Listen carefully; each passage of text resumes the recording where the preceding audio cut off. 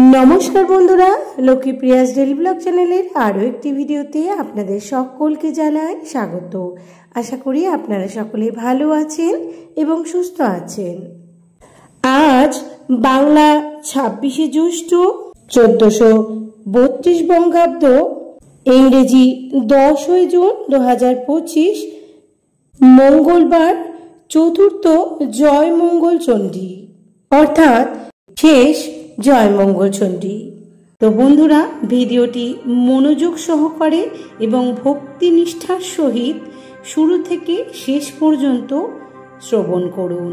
जय मंगल चंडी व्रत पाठ करार आगे जारा चैनेले नतून रयेछेन अवश्य चैनेलटी सबस्क्राइब करे पाशे थाका बेल बाटनटी क्लिक करते भुलबेन ना। सेई संगे अल नोटिफिकेशनও अन करे राखबेन, ताहले आमार एई धरनेर भिडियोगुली आपनि खूब ताड़ाताड़ि देखे निते पारबेन। एवं भिडियोटी देखे एकटी लाइक करबेन एवं एकटी शेयर करे आपनार निकटतम आत्मीय स्वजन बंधु बान्धव एवं गुरुजनदेर मध्य भिडियोटी शेयर करे देबेन जाते ताराओ एई भिडियोटी थेके उपकृत होते पारेन। अवश्यई भिडियोटिर कमेंट बक्से जय मा मंगल चंडीर जय भक्ति भरे लिखते भूलबेन ना किन्तु। तो चलुन जय मंगल चंडीर व्रत कथा पाठ करा जाक। जय मा मंगल चंडीर जय। जय मंगलवारेर व्रत कथा। व्रत फल इहा कुमारी और सधबारा प्रति ज्यैष्ठ मासेर प्रथम हईते संक्रांतिर मध्य जे कयटी मंगलवार पड़िबे प्रत्येकटीते करिबे। व्रत कथा। কৈলাসে पार्वती एकदिन पद्माके बोललेन, पद्मा मर्तलोके आमार पूजार प्रचार करते हबे। पद्मा बोलले, मा एकई प्रकारे हबे। पार्वती बोललेन, आमी नरलोके गिया बृद्धा बामनीर बेश धरे पूजा प्रचार करब। এই বলে তিনি বৃদ্ধা বামনীর বেশ ধরে মর্তে চললেন। দেখতে দেখতে ধনপতি সদাগরের বাড়ির দরজায় উপস্থিত হলেন। দুটি ভিক্ষা দাও মা বলে তিনি হাঁক দিলেন। সেই কণ্ঠস্বর শুনে গিন্নি দাসীকে দিয়ে ভিক্ষা পাঠিয়ে দিলেন। ভিক্ষা হস্তে দাসীকে দেখে পার্বতী তাকে বললে, বাড়ির গিন্নি এসে ভিক্ষা না দিলে আমি ভিক্ষা নেব না। কাজেই দাসী গিয়ে গিন্নিকে সেই কথা বললে। সদাগর গৃহিণী লীলাবতী সেই কথা শুনে ভিক্ষা নিয়ে যেমন দিতে উদ্যত হলো অমনি পার্বতী বললেন, মা তোমার কটি ছেলে মেয়ে? লীলাবতী বললেন, আমার 7টি মেয়ে, ছেলে হয় নাই। পার্বতী বললেন, ছেলে হয় নাই? তবে তো মা তোমার হাতে ভিক্ষা লইয়া হলো না আমার, বরং কন্যা আটকুড়ির হাতে ভিক্ষা লওয়া যায় না, কিন্তু ছেলে আটকুড়ির হাতে ভিক্ষা লইয়া যায়। আমি ভিক্ষা নেব না। তখন লীলাবতী বললেন, মা গো তুমি এই ভোরে দুপুর বেলায় ভিক্ষে না নিয়ে যদি যাও তাহলে গৃহের অকল্যাণ হবে, সংসারে আবার কিছুরই অভাব নেই। কিন্তু এমনই পোড়া কপাল যে একটি পুত্র সন্তানও হলো না। তাই বলছি মা, সব মা মঙ্গলময়ীর ইচ্ছা। এই বলে কত দুঃখ করতে লাগলো। লীলাবতীর দুঃখ দেখে মার মনে ভীষণ দয়া হলো। তিনি তখন বললেন, দেখো মা তুমি এটি অন্য কাউকে ভিক্ষা দিও, আমি তোমার একটি ফুল দিচ্ছি, আর জ্যৈষ্ঠ মাসের শুক্লাপক্ষে জয় মঙ্গলবারের ব্রত করো আর ফুলটি ধুয়ে জল খেও, তাহলে বছর ঘুরতে তোমার কার্তিকের মতো সুন্দর একটি ছেলে হবে। এই ব্রতের ফলাহার খাবে। ফলটি দিয়ে পার্বতী অদৃশ্য হলেন। দেখতে দেখতে বছর ঘুরে এলো। সেদিন জ্যৈষ্ঠ মাসের শুক্লাপক্ষে শুভ মঙ্গলবার। লীলাবতী প্রসব বেদনায় অস্থির। এমন সময় বৃদ্ধাবেশী পার্বতী সুতিকা গৃহে প্রবেশ করে লীলাবতীর তলপেটে হাত বুলিয়ে দেবা মাত্রই তখনই বিনা ক্লেশে একটি পুত্র সন্তান প্রসব হলো। তখন লীলাবতীর উদ্দেশ্য করে মা বললেন, বাচ্চা জ্যৈষ্ঠ মাসের মঙ্গলবারে তুমি সুসন্তান প্রসব করেছো, এর নাম জয়দেব রেখো। এই বলে তিনি অদৃশ্য হলেন। এবারে নীলাম্বর বেনের বাড়িতে ছলেতে যাওয়াই মা দুর্গার উদ্দেশ্য। অমনি বৃদ্ধা ব্রাহ্মণীর বেশ ধরে মর্তে নীলাম্বর বেনের বাড়িতে গিয়ে উপস্থিত হলেন মা গো ভিক্ষা মিলবে বলে দরজা থেকে হাঁক পারলেন। অমনি একটি দাসী ভিক্ষা নিয়ে উপস্থিত হলো। মা দুর্গা তাকে বললেন, বাছা গিন্নি নিজে ভিক্ষা না দিলে আমি ভিক্ষা নেব না। কাজে দাসী গিয়ে গিন্নিকে সে কথা বললে। বেনে গৃহিণী কলাবতী তাই শুনে ভিক্ষা নিয়ে যেমন দিতে উদ্যত হলো অমনি মা দুর্গা বললেন, বাছা তোমার কয়েকটি ছেলে মেয়ে? কলাবতী বললেন, আমার 7টি ছেলে, মেয়ে হয়নি। মা দুর্গা বললেন, মেয়ে হয়নি? তবে তো বাছা তোমার হাতে ভিক্ষা লওয়া হলো না আমার। বরং ছেলে আটকুরির হাতে ভিক্ষা লওয়া যায় না, তথাপি মেয়ে আটকুরির হাতে ভিক্ষা লওয়া যায়। এই বলে মা দুর্গা যেমন পিছন ফিরলো অমনি কলাবতী তার পা দুটোকে ধরে কাঁদতে কাঁদতে বললেন, মা আপনি আমার এই সংকটে রক্ষা করুন, নইলে আমার উপায় নাই। মা দুর্গা তখন ঝুলি থেকে একটি ফুল নিয়ে কলাবতীর হাতে দিয়ে বললেন, বাছা এই ফুলটি ধুয়ে জল পান করলেই তোমার মনস্কামনা সিদ্ধ হবে। তবে একটি কথা মনে রেখো, এই ফুলের গুণে তোমার একটি রূপবতী কন্যা হবে, তার নাম জয়াবতী রেখো। এই বলে তিনি অদৃশ্য হলেন। কলাবতী ফুলটি মাথায় ঠেকিয়ে গৃহে গেলেন। যথাসময়ে 10 দিন পূর্ণ হতেই একটি কন্যা প্রসব করলেন। কিন্তু হরিষে বিষাদ হলো, কন্যাটি প্রসব হয়ে নাই, খায় না। সকলে ভেবে অস্থির।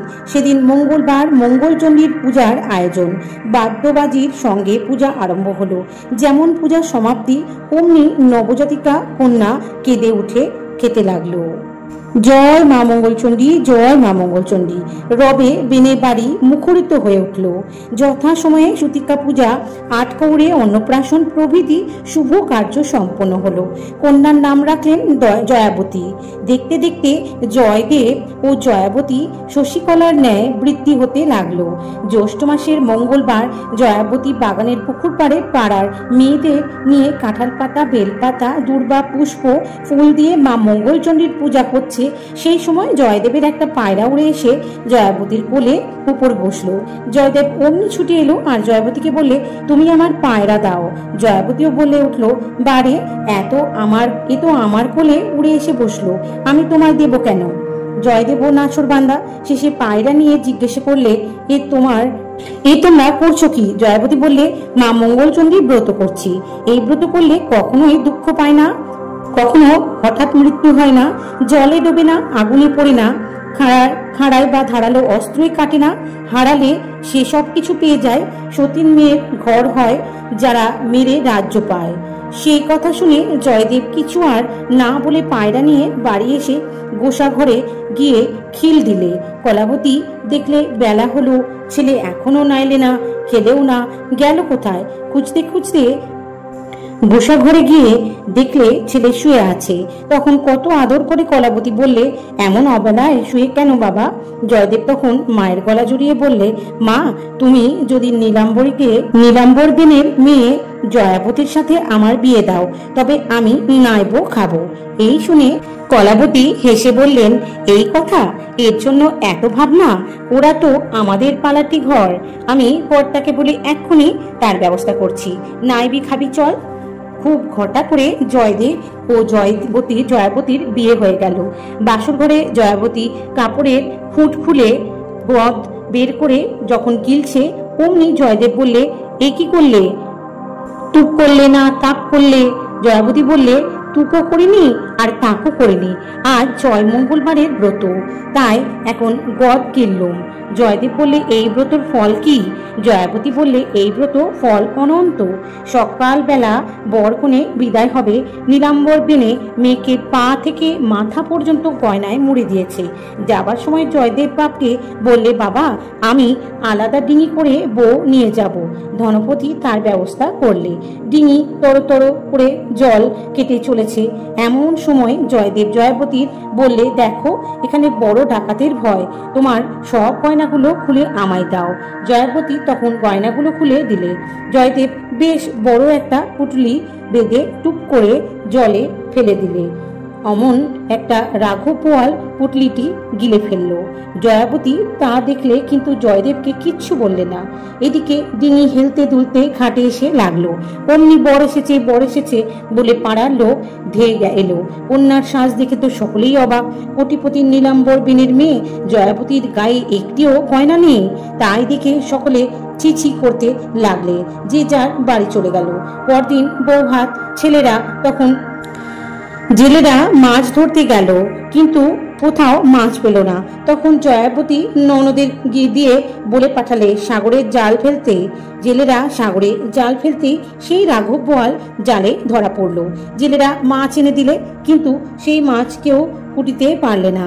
তখন জয়াবতী ননদকে বললে, মাকে বলো কাপড়ের কান্ডার করে দিক, আমি মাছ কুটে দিই। অমনি কাপড়ের কান্ডার হলো। জয়াবতী তার মধ্যে গিয়ে মা মঙ্গলচণ্ডীকে স্মরণ করে মাথার কাজল লতা দিয়ে যেমনি মাছের গায়ে ঠেকালো, অমনি মাছ খণ্ড খণ্ড হয়ে পুটুলি বেরিয়ে পড়ল। গয়নাগুলো গায়ে দিয়ে কান্ডার থেকে যেমন বাইরে এলো, আর তাই না দেখে সকলেই আশ্চর্য হলো। কারো মুখে আর কোনো কথা নেই। পরে সকলেই বললে, জয়াবতী যখন অসাধ্য সাধন করে মাছ কুটেছে, তখন ওকেই রাঁধতে হবে, না হলে আমরা কেউ খাবো না। তখন জয়াবতী বললে, মা আমি রাঁধবো। এই বলে মা মঙ্গলচণ্ডীকে স্মরণ করে রাঁধলে। সকলে খেয়ে ধন্যি ধন্যি করতে লাগলে। কিছুদিন পরে মা মঙ্গলচণ্ডী কৃপায় শুভক্ষণে শুভ লগ্নে শুভ তিথিতে বিনা কষ্টে অন্যের অজ্ঞাতসারে জয়াবতী একটি পুত্র সন্তান প্রসব করলে। আহ্লাদে ধনপতি নাতির নাম রাখলেন সুকান্ত। জয়াবতী স্নান করতে গেছে, সেই ফাঁকে জয়দেব সুকান্তকে নিয়ে পাঁচুটের পনের ভিতর রেখে দিয়ে এলো। মা মঙ্গলচণ্ডী কৃপায় সেদিন পনে কেউ আগুন দিলে না।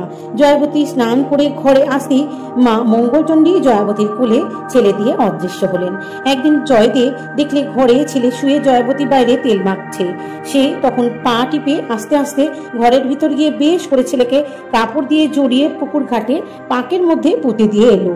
তারপর জয়াবতী পুকুর ঘাটে গিয়ে স্নান করে উপরে উঠবার সময় দেখলে তার ছেলে আঁচল ধরে উপরে উঠছে। তাই দেখে জয়াবতী ছেলেকে কোলে তুলে নিয়ে ঘরে এলো। আবার একদিন জয়দেব চুপি চুপি করে ঘিরে খাড়া নিয়ে ছেলেকে কেটে ফেলে যেমন বাইরে আসতে যাবে, অমনি জয়াবতী ঘরের ভিতর গিয়ে হাই হাই করে কেঁদে উঠল। তারপর কাঁদতে কাঁদতে মা মঙ্গলচণ্ডী স্মরণ করলে, আর যেমন স্মরণ করা অমনি কাজ, তেমনি দেখলে ছেলে কোলে নিয়ে অমনি ছেলে খিলখিল করে হেসে উঠল। আর তাই দেখে জয়দেব বললে, জয়াবতী তোমার ব্রতের সবগুলোই তো ঠিক হলো, কিন্তু একটা তো হলো না। জয়াবতী হাসতে হাসতে বললে, সময় হলেই হবে। কিছুকাল পর সেই দেশের রাজা মারা গেলেন। রাজা কোনো ছেলে পুলে ছিল না। রাজার হাতি তখন রাজা খুঁজতে বেরোলো। খুঁজতে খুঁজতে জয়দেবকে সামনে পেয়ে সুরে করে পিঠে তুলে নিয়ে রাজ সিংহাসনে বসিয়ে দিলে। জয়দেব রাজা আর জয়াবতী রানী হলো। তখন দুজনে মা মঙ্গলচণ্ডীর পূজা চারিদিকে প্রচার করতে লাগলো। কিছু কাল রাজত্ব করবার পর ছেলে মেয়েদের বিয়ে থা দিয়ে ঝি বউকে মঙ্গলবারের ব্রত করতে উপদেশ দিলে। তারপর স্বর্গ থেকে রথ এলো। জয়দেব এবং জয়াবতী রথে করে স্বর্গে চলে গেলেন। জয় মা মঙ্গলচণ্ডীর ব্রত কথা সমাপ্ত হইল। তো বন্ধুরা, এবার জয় মঙ্গলচণ্ডী দেবীর মন্ত্র কথা শুনব। এটি 3 বার পাঠ করব, শ্রবণ করুন। জয় মা মঙ্গলচণ্ডীর পদে শত শত নমস্কার, বাঞ্ছা পূর্ণ করো মাগো, কল্যাণ করো সবার। জয় মা মঙ্গলচণ্ডীর পদে শত শত নমস্কার, বাঞ্ছা পূর্ণ করো মাগো, কল্যাণ করো সবার।